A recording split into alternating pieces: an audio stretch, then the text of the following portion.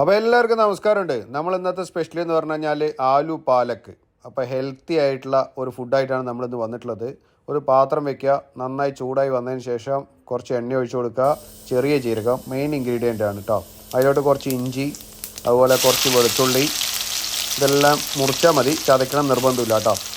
കുറച്ച് പച്ചമുളക്, നിങ്ങളുടെ എരിവിനനുസരിച്ച് ഞാനിപ്പോൾ ഒരു 3 പച്ചമുളക് എടുത്തിട്ടുണ്ട്. അതുപോലെ ഒരു ഉള്ളി, വെല്ലുള്ളിയാണ് എടുത്തിട്ടുള്ളത്.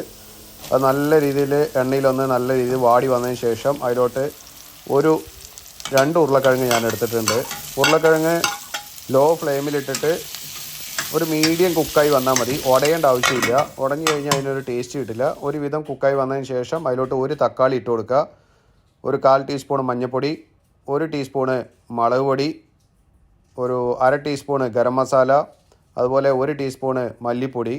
ഇതെല്ലാം കൂടെ മസാല ആ ഒരു പച്ചമയം മാറി കിട്ടുന്നവരെ നല്ല രീതിയിൽ എണ്ണയിലൊന്ന് നല്ല രീതിയിലൊന്ന് മൂപ്പിച്ചെടുത്തതിന് ശേഷം അതിലോട്ട് നമ്മൾ നേരത്തെ പാലക്ക് വെള്ളത്തിൽ തിളപ്പിച്ച് മിക്സിയിൽ അരച്ചെടുത്തിട്ടുള്ളതാണ്, അത് ഒഴിച്ചു കൊടുക്കുക. അതിന് ശേഷം പാത്രത്തിൽ ഉപ്പൂടിട്ട് അടച്ചു കൊടുത്തിട്ട് ഒരു 2 മിനിറ്റ് അടച്ചു വെച്ച് കഴിഞ്ഞാൽ ദാ സംഭവം റെഡിയായി. നമ്മുടെ അടിപൊളി പാലക്ക് റെഡി കേട്ടോ. ആലു പാലക്ക് കറി റെഡി. ഓക്കെ ഗൈസ്, എന്തെങ്കിലും ഡൗട്ട് ഉണ്ട് പറഞ്ഞു കഴിഞ്ഞാൽ കമൻറ്റ് ചെയ്താൽ മതി. ഓക്കെ, നമുക്ക് എന്തായാലും ഒന്ന് ടേസ്റ്റ് ചെയ്ത് നോക്കാം. ഇതാ ചോറ്, പാലക്ക് കറി, അതുപോലെ വഴുതിരിങ്ങ ഉപ്പേരി. ഓഫ് എൻ്റെ പൊന്നോ.